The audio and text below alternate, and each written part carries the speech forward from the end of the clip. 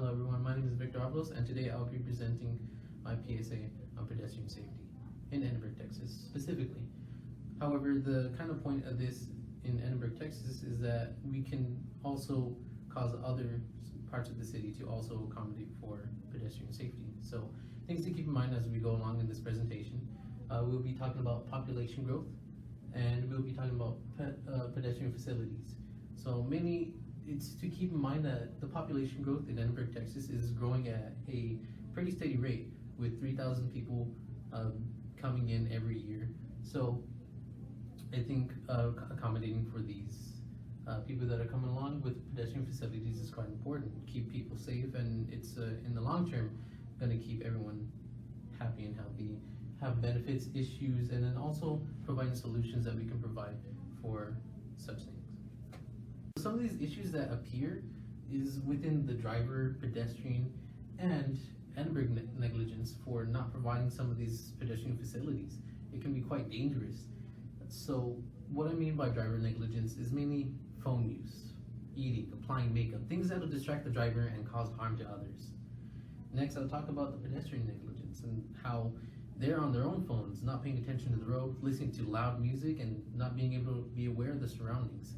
Is an important aspect of being a pedestrian. If you don't pay attention, you're in danger. Next, Edinburg negligence. So what I mean by this is mainly that there's not enough crosswalks, there's not enough sidewalks, and there's not street lights. It's dangerous outside. So why would anybody want to be walking outside at night at all? So what I kind of want to say is that 8% of all pedestrians are killed. It's an important issue, and it's something that we need to be aware of. So some of these facts that I found with the issues is mainly from Tamara Redmond's 2009 Safety Benefits of Walkways, Sidewalks, and Paved Shoulders, U.S. Department of Transportation Federal Highway Administration. So it's what they had shown me is that it is important that we pay attention to the road. It's important that we need to have walkways and any pedestrian facilities. These are the big issues here, but I'm not only presenting issues here, I want to also show you the benefits. So let's talk about some of these benefits. So on this slide, we'll be talking about how sidewalks prevent 88% of all pedestrian deaths. That's a huge number from the comparison of thousands of pedestrians daily. So if we have just sidewalks in and itself is much safer for everyone on the road. And then followed by widening paved shoulders, preventing collisions and pedestrian harm. It's an important part of having a good and safe road is providing a good, solid, wide shoulder for drivers to have a good length away from a sidewalk and such. And then also it helps motorists prevent other collisions with other motorists. It's not so narrow. There's more room for driving. So next I'll be talking about how street lights are way safer for everyone. It's easier to see. You can see any pedestrian walking by, and overall for the law enforcement it can be easier for them to identify people. It's an important thing that I think would benefit everyone. So if we provide bike lanes, it's also a more sustainable lifestyle, and it's healthier for us, especially for down here in the valley where many people struggle with weight and would like probably some way of providing themselves a good and healthy lifestyle change. Why not bike lanes? Sustainable, and it's a lot more convenient for people that may struggle with alcoholism and such, so consider it. So some of these benefits that I found was brought to you by Laura Sandent et al. January 2015, a residence guide for creating safer communities for walking and biking, U.S. Department of Transportation, Federal Highway Administration. Okay, now we have solutions.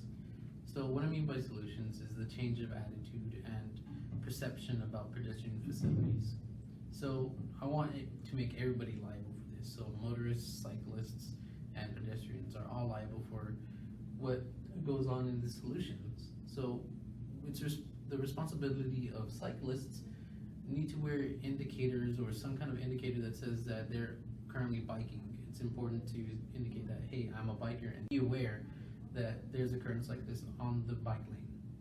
At night, it's important to wear a vest, a brightly colored vest, to indicate that you're on the road. Next, I want to talk about encouraging pedestrians to pay attention, get them off their phone, especially during crosswalks. Many cars pass through the crosswalks even when someone's walking. They don't care whether you're ahead or behind, they will start going regardless of. Next, I want to talk about motorists. Pay more attention.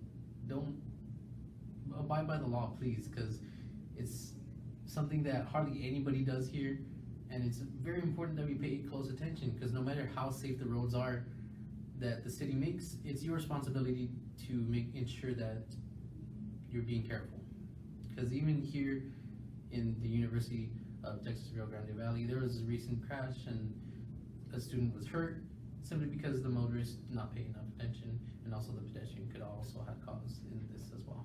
So if you really care about pedestrian facilities and you want to do more, then you can contact your local congressman. I got this congressman who's our congressman in Edinburg, but basically you go to house.gov and you plug in your zip code, and then you are able to see the region that your congressman has over your jurisdiction and such. So our congressman in Edinburg is Vicente Gonzalez. He has an Edinburg office from 9 to 6 p.m. Here's the address of the office, a toll-free line, and a phone number you can call to contact him. To surmise, pedestrian safety affects us all. With the growing population and the soon-to-be dense traffic, the lack of pedestrian facilities in Edinburg is a relevant concern. If we want our city to be safer, then everyone must chip in to help. So let's do our part, choose a politician, and encourage the safety of citizens.